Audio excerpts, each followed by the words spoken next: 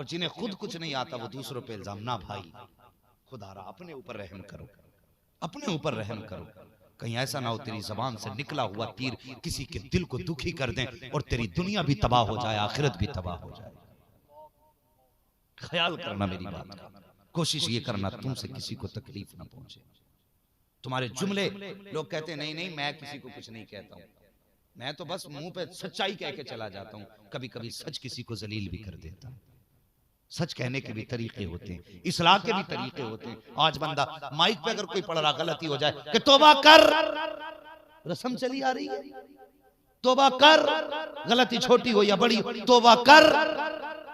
क्योंकि लोग हमें बड़ा समझ ले, वो उसने गलती पकड़ ली उसकी। इस्लाह के ये तरीके। मेरे हुजूर की महफिल में अगर किसी से खता होती और हुजूर देखते इसने गलत किया है, कभी ये नहीं कहते फलां खड़ा हो तेरे अंदर ये कमी है, ये नहीं कहते फलां तू खड़ा हो तुझ में ये कमी है। इस्लाह करने का कितना प्यारा अंदाज था। मुस्कुराते फरमाया करते बाज लोग इस काम को ऐसे करते हैं, बल्कि ये ऐसे नहीं ऐसे करना चाहते हैं। खुदा की कसम इज्जतें भी रह जाती थी, इस्लाह भी हो जाया। हाँ, इज्जतें भी रह जाती थी, इस्लाह भी हो जाया करती थी। दिलों में जगह करो, किसी को छोटा साबित ना कर। अगर आज किसी को छोटा तूने कर भी दिया तो बता तो सही, अल्लाह अकबर, क्या तुझे मरना नहीं है? वो एक बादशाह ने किसी आलिम के पास अपने बेटे को लगाया। अभी थके तो नहीं आप लोग? अल्लाह सलामत रख के मोहब्बत से कह दें या रसूल अल्लाह। एक बादशाह ने अपने बेटे को पढ़ाने के लिए एक आलिम की ड्यूटी लगाई। कहने लगे मेरे बेटे को आप पढ़ा दीजिए। मौलाना साहब ने उस शहजादे को पढ़ाना शुरू किया। पढ़ाई मुकम्मल हो गई, बच्चा आलिम हो गया, फारिग हो गया। जब फारिग हो गया अगले दिन मौलाना ने कहा, बुजुर्ग आलिम थे, कहने लगे बेटे कल आना जरूर, तुझसे कुछ खास बात करनी है। अगले दिन वो शहजादा आया। उस्ताद ने ना हाथ में कोड़ा लिया और इतना मारा कि पूरा जिस्म उसका सुर्ख हो गया। क्या हुआ? सुर्ख हो गया। ना कोई खता, ना गलती, ना कोई परेशानी, कुछ भी नहीं, लेकिन इतना मारा कि पूरे जिस्म से खून बह निकला। और उसके बाद कहा जा बेटे, जो मुझे करना था मैंने कर लिया। शहजादा रोते हुए घर आया, बाप से कहने लगा बाज मेरे उस्ताद ने बिना खता मारा है। जानते हो वो अक्ल वाले लोग थे। आज अगर मौलाना थप्पड़ मार दें किसी बच्चे के तो लेके बच्चे का हाथ पकड़ के इमाम से हिसाब कर रहा है, मारा क्यों? तुम्हें पता मेरा बच्चा कितना इज्जत वाला है, कितने लाड से पाला मैंने बच्चे को। 4000 का इमाम और 1 करोड़ के बच्चे के थप्पड़ मार दिया। नहीं जी, निकालो दूसरा लाएंगे। ये आज के माहौल है, यही वजह है आज बेटों को बिस्मिल्लाह तो क्या कलमा तक दुरुस्त नहीं आता। लेकिन वो लोग थे। बादशाह से शहजादा कहने लगा बजी बहुत मारा उस्ताद ने, अफसोस इस बात का नहीं मारा है, मगर अफसोस इस बात का कि बिना खता मारा है। तो बादशाह कहने लगा नहीं बेटे, इसमें हिकमत होगी। मैं तेरे कहने से तेरे बाप तेरे उस्ताद को बुला के दरबार में रुसवा नहीं करूंगा, कोई राज जरूर होगा। मैं तेरे कहने पे तेरे उस्ताद को कुछ नहीं बोलूंगा। वक्त गुजर गया, 22 साल गुजर गए, बादशाह का इंतकाल हो गया। कितने साल समझ रहे हैं ना? कितने? 22 साल गुजर गए, बादशाह का इंतकाल हो गया। फिर ये बैठा बेटा मनसब पे बैठते ही ना इसे अपने उस्ताद की याद आई। कहने लगा याद आई, मेरे उस्ताद ने बिना खता मारा था। सबसे पहला हुक्म जारी किया कि मेरे उस्ताद को गिरफ्तार करके मेरी अदालत में पेश किया जाए। 22 साल के बाद कहा मेरे उस्ताद को मेरे दरबार में पेश किया जाए। उस्ताद को बुलाया गया। अब तो उम्र आ गई थी ना उस्ताद की भी, बुढ़ापा था, बाल सफेद हो गए थे। बुढ़ापे की वजह से ये भौएं झुक गई थी। दरबार में पहुंचे, यूं आंखें खोल के उस्ताद ने देखा शहजादा बैठा है।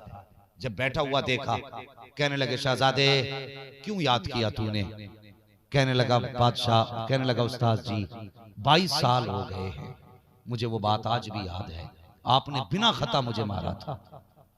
22 साल हो गए बिना खता मारा था, आज तक उस चोट का एहसास भी है, दर्द भी महसूस होता है। का गुस्सा तो बहुत आया था, लेकिन उस वक्त मैं इख्तियार में नहीं था। आज इख्तियार में तो आज हिसाब लूंगा। आज बताइए मुझे 22 साल पहले कोड़ों से क्यों मारा था?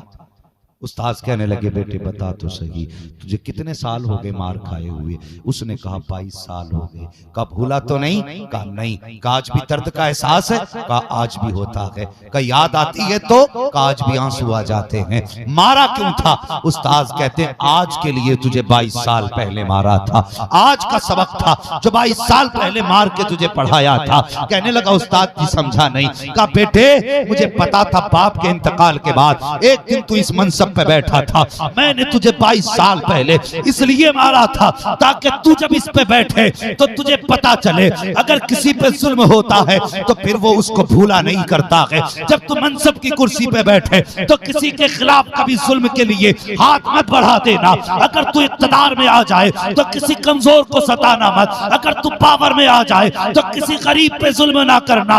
हो सकता है 22 साल तक वो तुझसे हिसाब ना ले, लेकिन मरने के बाद जब वो अल्लाह की बारगाह में पहुंचेगा तो उस दिन तू मजबूर होगा लेकिन वो इख्तियार में होगा। उस दिन तू कमजोर होगा, वो पावर में होगा। ओ बेटे जुल्म सोच समझ के करना, जितनी सजा झेल सकता है उतनी जुल्म कर लेना। अगर तू 22 साल की मेरी मार बर्दाश्त नहीं कर सकता तो मरने के बाद खुदा का बदला कैसे बर्दाश्त कर सकता है?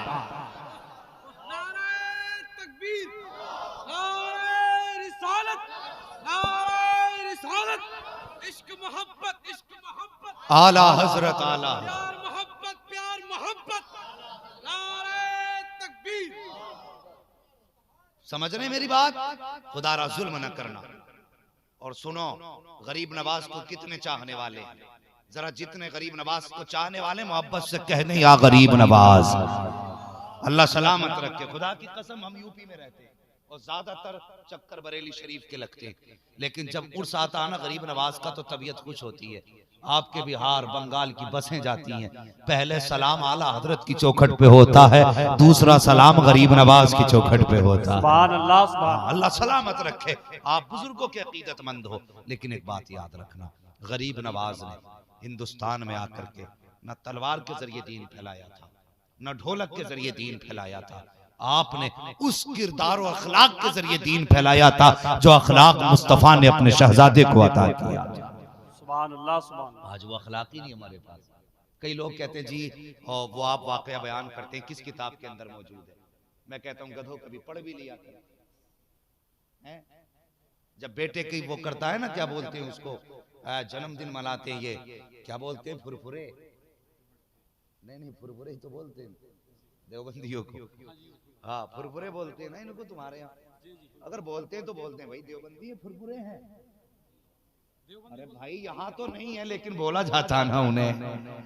हमारी महफिल में आ भी कैसे सकता है? जहां उमर का जिक्र हो वहां शैतान, जहां उमर का जिक्र हो वहां शैतान नहीं आ सकता। जहां आला हजरत का जिक्र हो वहां वहाबी नहीं आ सकता।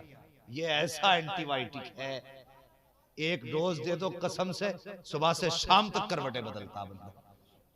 हाँ आला हजरत के नाम में वो तासीर ही ऐसी है। तो मैं अर्ज कर रहा था आपसे, तो कहते ना जी किस किताब में लिखा है? कभी अजमेर जाके देख, आज भी मंजर नजर आएगा। जो जाते हैं वो देखते भी हैं। बहुत सारी बातें एक भाई ने फरमाइश भी की थी, लेकिन मैं चाहता हूँ वो जो भाई ने कहा ना मेरे, वो जिक्र करके बात खत्म कर लूं। सुन लेंगे ना 10 मिनट और इंशाअल्लाह। माशाअल्लाह अल्लाह सलामत रखे। मोहब्बत से कहते हैं या रसूल अल्लाह। अभी सारे नहीं बोले, कुछ लोग तो बस ऐसे ही बैठे। इतने दिन हो गए गरीब नवाज का लंगर खाते खाते और अब आवाज निकलने तैयार नहीं है। जरा जोर से कह देना सुभान अल्लाह। अल्लाह सलामत रखे, खुश रहो, आबाद रहो, शाद रहो। ऐसा लग रहा है जलसा शुरू ही हो रहा है। अल्लाह सलामत रखे। बात सुने, सरकार गरीब नवाज, वो अखलाक वो किरदार आज भी हो ना, कसम से आज भी दीन आगे बढ़ेगा। हमारे अखलाक की वजह से ना, हमारे अखलाक की वजह से लोग दीन के खिलाफ बोलते हैं। हमारे अखलाक अच्छे नहीं है। वो गरीब नवाज अल्लाह वालों को अल्लाह ने बड़ी ताकत दी है, बड़ी पावर अल्लाह वालों को अल्लाह ने दी है। ये बड़ी ताकत के मालिक होते हैं। मैंने कहा था ना, अगर हुजूर के हो गए जमाना तुम्हारा हो जाएगा, जमाना तुम्हारा हो जाएगा। मुझसे फरमाइश भी है, सुने वो बात क्या थी। सरकार गरीब नवाज जब हिंदुस्तान तशरीफ लाए तो आपका जो दस्तूर था, आप कुरान पढ़ा करते थे। कुरान पढ़ते थे और ऐसे मीठे अंदाज में कुरान पढ़ते थे। अगर आज अच्छा कारी कुरान पढ़ दे तो हवाएं थम जाती हैं, बताओ जब गरीब नवाज कुरान पढ़ते होंगे तो मौसम कितना सुहाना लगता होगा। और फिर जबान भी वो जबान जिसको निस्बत मुस्तफा की औलाद होने का शरफ हो, और ऐसी जबान जिसने कभी झूठ ना बोला, ऐसी जबान जिससे कभी हराम एक दाना जिस पे ना गया हो, उस जबान से जब कुरान पढ़ा जाता होगा कितनी लज्जत आती होगी। लोग जुड़ते जाते, लोग जुड़ते जाते। यही हिंदुस्तान की जमीन थी। रिवाज एक है गैर मुस्लिमों में, वो दूध चढ़ाने का रिवाज। हाँ, दूध चढ़ाने का रिवाज। जाते हैं पत्थरों पे दूध चढ़ाया करते हैं, हाँ, और उसे समझते हैं कि हमने अपने भगवान को राजी कर लिया। ये उनका अपना मजहब है, मुझे उसमें मुदाखलत नहीं, वो क्या करते हैं क्या नहीं करते हैं। लेकिन ये इनकी एक रस्म है, दूध पिलाने वाले, दूध चढ़ाने वाली। तो एक पंडित जी थे ना, तो वो रोज लुटिया भरते दूध की मंदिर लेके चले जाते थे। बेटी थी उनके घर के अंदर, जवान बेटी थी। तो उसने एक दिन अपने बाप से कहा, बाबा का जी का बजी आज हम दूध लेके जाएंगे मंदिर। बाप था, कहने लगा बेटी बड़ी अच्छी बात, आज तुम दूध लेके चली जाओ। बच्ची ने लुटिया ली, दूध लेके गई, लेकिन उसे पता नहीं था कि दूध पिलाया जाता है कि दूध चढ़ाया जाता है। मंदिर में आ गई, आके कहने लगी बाबा दूध पी लो। उसने सीधे दिल का दूध पी लो। तो पत्थर कभी बोला नहीं करते, ये बोला करते हैं कभी पत्थर, हरकत करते हैं पत्थर नहीं करते ना। उसने कहा महाराज दूध पी लो, कोई जवाब ना आया। बच्ची ने फिर कहा महाराज दूध पी लो, फिर कोई जवाब नहीं आया। बच्ची के दिल में ख्याल आया कहीं मुझसे नाराज तो नहीं है, कहीं मुझसे नाराज तो नहीं है। बच्ची कहने लगी महाराज कोई खता हो गई वो तो माफ कर दें, दूध पी लीजिए। लेकिन कोई जवाब नहीं आया। बच्ची अपने आप के बारे में सोचने लगी, शायद मुझसे कोई पाप हुआ है जिससे मेरे भगवान रूठ गए हैं, जिससे मेरे भगवान मुझसे नाराज हो गए। कहने लगी क्षमा करो दूध पी लो, कोई जवाब ना आया। बच्ची को फिर अब नदामत हुई। बच्ची रो के कहने लगी महाराज जब तक दूध नहीं पियोगे मैं जाऊंगी नहीं। अल्लाह अकबर। बच्ची का फिर इसरार बढ़ा, कोई जवाब नहीं आया। बच्ची परेशान हुई, कहने लगी ऐसे नहीं मानोगे। उसने दूध की लुटिया एक तरफ रखी और रखने के बाद अपना माथा उसके चरणों में रखा और उसके पैरों में सर मारना शुरू कर दिया। कहने लगी कि महाराज मर तो सकती हूँ, बगैर दूध पिलाए नहीं जाऊंगी। जब बच्ची ने अपना सर मारना शुरू किया पत्थर के कदमों में, वो रोती रही, कहती रही दूध पी लो। खून बहने लगा। अचानक उस बच्ची के पीछे वाले रास्ते से जो गली गुजर के जा रही थी, रास्ता जो था जहाँ वो बच्ची थी मंदिर के पास से, उस गली से गरीब नवाज का गुजर हो जाता है। मेरे गरीब नवाज का गुजर हुआ। निगाह उठती, बच्ची को देखा। कुछ बच्ची कह रही है, आपने गौर किया बच्ची सर मार रही थी। अल्लाह अकबर। गरीब नवाज ने देखा बच्ची के सर के जगह से खून बह रहा है। बच्ची के पास गरीब नवाज गए, जाके उसकी पेशानी की जगह हथेली लगा दी। फरमाने लगे बेटी बात क्या है, जरा सर तो उठा, हुआ क्या है। बच्ची कहने लगी बाबा तुम जाओ, तुम्हारा क्या काम है, ये मेरा और मेरे भगवान का मामला है,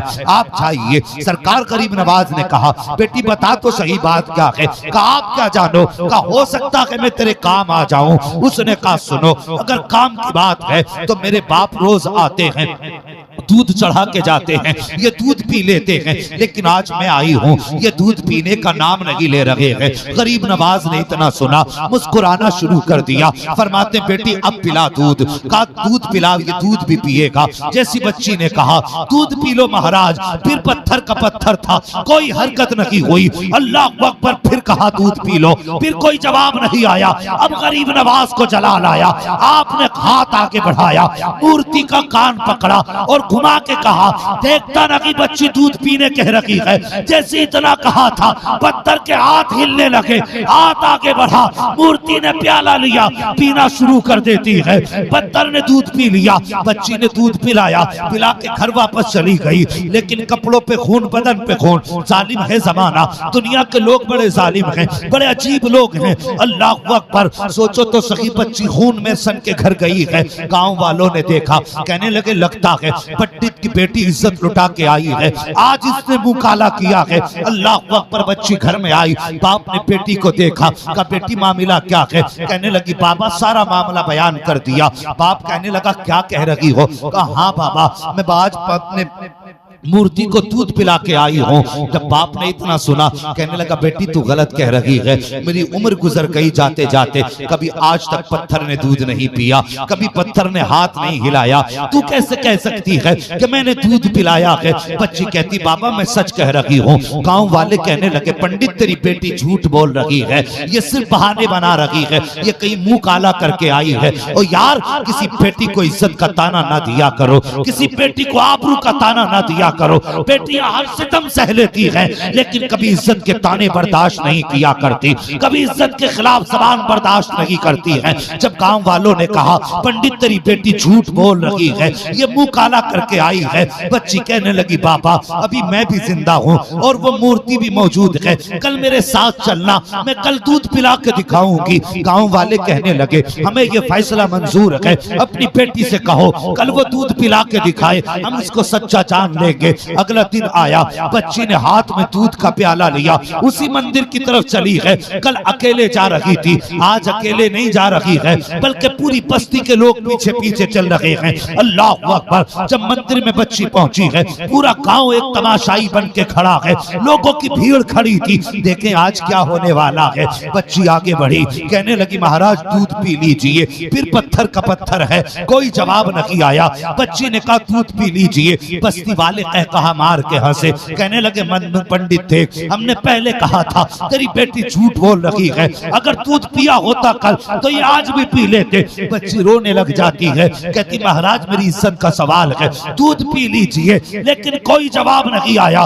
गांव वालों ने ताने दिए पंडित तेरी बेटी झूठ बोल रही है, ये कल इज्जत का गोहर लुटा के गई है, अपनी आबरू का सौदा करके गई है। वजह ये नहीं है इसने दूध नहीं पिलाया, बल्कि इसकी इज्जत नीलाम हो गई है। जब बच्ची ने इतना सुना चीख मार कर रोई, गुस्सा आया बच्ची को, हाथ में दूध का प्याला लिया और इतना कहा था पीता है कि नहीं पीता, अगर नहीं पिएगा तो कल वाले बाबा को बुलाना पड़ेगा। इतना कहने की देर थी, फिर दूध पीना शुरू कर दिया। पंडित कहने लगा बेटी बता तो सही ये कल वाला बाबा कौन है? कहा मैं तो नहीं जानती, लेकिन सफेद दाढ़ी थी, सफेद चेहरा था, सफेद लिबास था, इस गली से गुजर के गया, उसने कान पकड़ा, इसने दूध पिया था, सबने दूध छोड़ा, मंदिर छोड़ा, डगर पे निकले उस पे जिस पे गरीब नवाज गए थे। एक दरख्त के नीचे जाके कहने लगे बाबा तुम अवतार लगते हो, भगवान लगते हो, हमें भी अपने शरण में ले लो। आप कहते हैं मैं कोई खुदा नहीं हूँ, भगवान नहीं हूँ, अगर नहीं हो तो पत्थर को दूध कैसे पिलाया? कहा हम तुम्हारी बंदगी चाहते हैं। गरीब नवाज कहते हैं बंदगी मेरी ना कर, बल्कि उसकी बंदगी कर जिसने गरीब नवाज को गरीब नवाज बना के जमाने में पैदा फरमाया। नारे तकबीर।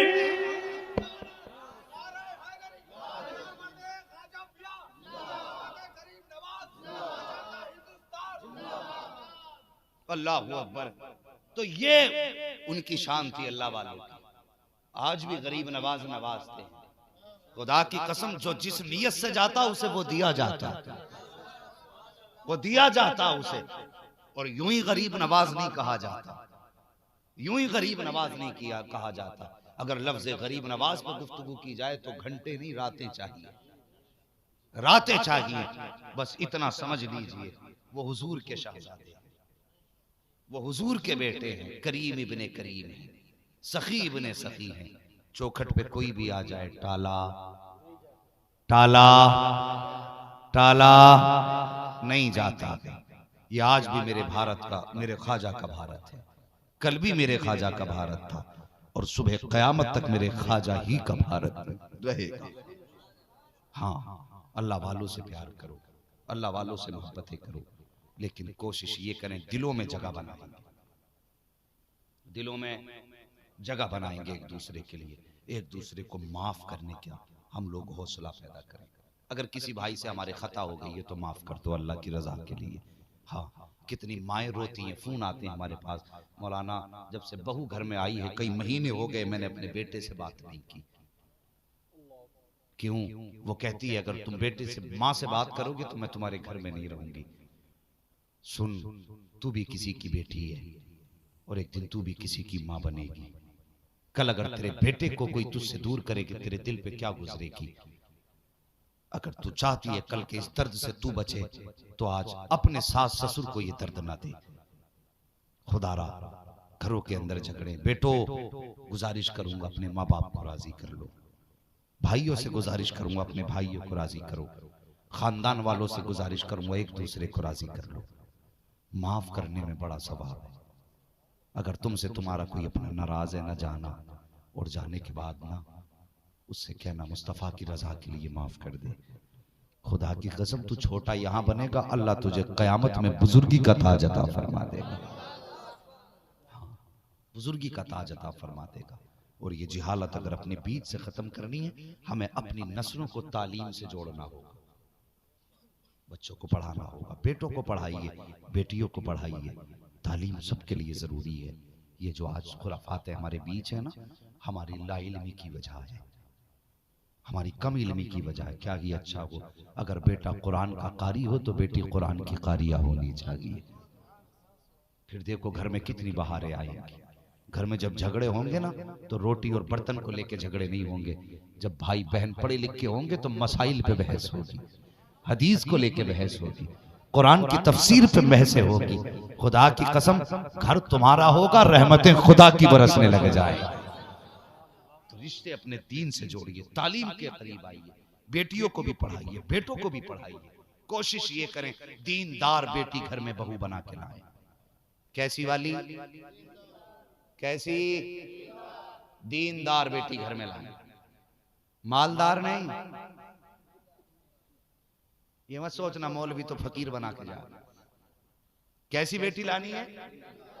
दीनदार। बड़े अच्छे बड़े समझदार लोग हैं, इतने चालाक लोग हैं सदर साहब, ये आपकी बस्ती के इतने सदर चालाक लोग हैं। अम्मा को जब लड़की देखने भेजते तो कहते हैं उसकी नाक देखना, उसकी आंखें देखना, मोरनी जैसी हैं कि हिरन जैसी हैं कि नहीं, चाल देखियो, ऐसे तो नहीं, ऐसे नहीं चलती बिल्कुल जैसे मोर चलता है, और बाल देखियो नागिन जैसे हैं कि नहीं। अबे अल्लाह के बंदे, तू लड़की देखने भेज रहा है या किसी चिड़िया घर में कोई जानवर देखने भेजेगा? मिजाज बना लिए, आंखें दिखवा रहा है, गाल दिखवा रहा है, रंग दिखवा रहा है, लंबाई दिखवा रहा है। खुदा के बंदे जब बीवी देखने भेजा कर तो जहां रंग की बात करे ये भी कह दिया कर माँ, जब उसके चेहरे को देखे ना तो माथा गौर से देखना उसकी पेशानी पे सजदे के निशान है कि नहीं। जब तू उससे बात करे उसकी जबान की शगुफ्तगी देखे ना तो बात करते वक्त ये देखना उसके मुंह से कुरान पढ़ने की महक आती है कि नहीं। हाँ, और जब उससे तू ये कहे ना चाल नागिन जैसी हो तो उससे कहना माँ सही से देख के आना, जब वो चले तो देखने में कनीज़े फातिमा लगती है कि नहीं, पर्दे में हया में सिमट के चलती है कि नहीं, ये दिखवाया कर। खुदा की कसम ऐसी बीवी घर में लेकर के आएगा, गोद तेरी होगी, आने वाला गुलाम गरीब नवाज हो जाए। हाँ, तो ऐसी बीवियां तलाश करें। अगर हाई स्कूल ही लेकर के आओगे, MBBS लेकर के आओगे तो बेटे खाना भी खुद बना के खाओगे, पानी खुद भर के पियोगे। जब वो शोहर की नहीं हो सकती तो आने वाली नस्लों की क्या खाक हो सकती है।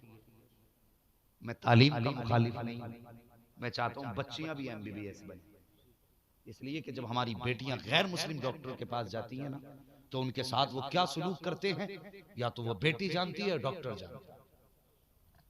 इसलिए मैं चाहता हूं बेटियां MBBS हों, हमारे अपने हॉस्पिटल हों, हमारे अपने मुस्लिम गर्ल्स कॉलेज हों, उनमें पढ़ने वाली भी बेटियां हों, पढ़ाने वाली भी बेटियां हों, पढ़ने वाली भी पर्दे के साथ आए, पढ़ाने वाली भी पर्दे के साथ।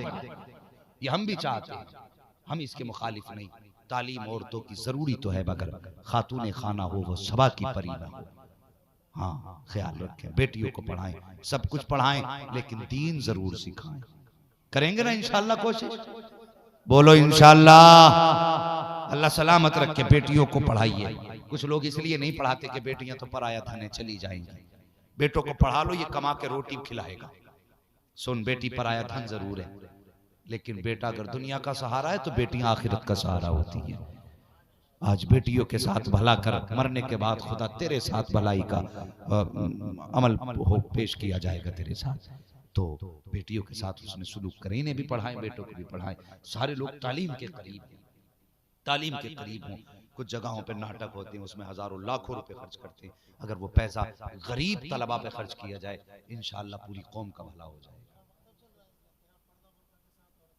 माशाअल्लाह सुभान अल्लाह। मुझे खुशी हुई बंगाल की जमीन पे भी जितने स्कूल रास्ते में मिले, हमारे ड्राइवर से पूछ के देखना, हमने बच्चियों को देखा, खुदा की कसम दिल खुश हो गया। अगर छोटी बच्ची भी थी ना तो चेहरे पे नकाब लपेट के जा रही थी। अल्लाह सलामत रखे। हम काम देख के खुश होते हैं, जुब्बे कुब्बे देख के खुश नहीं होते।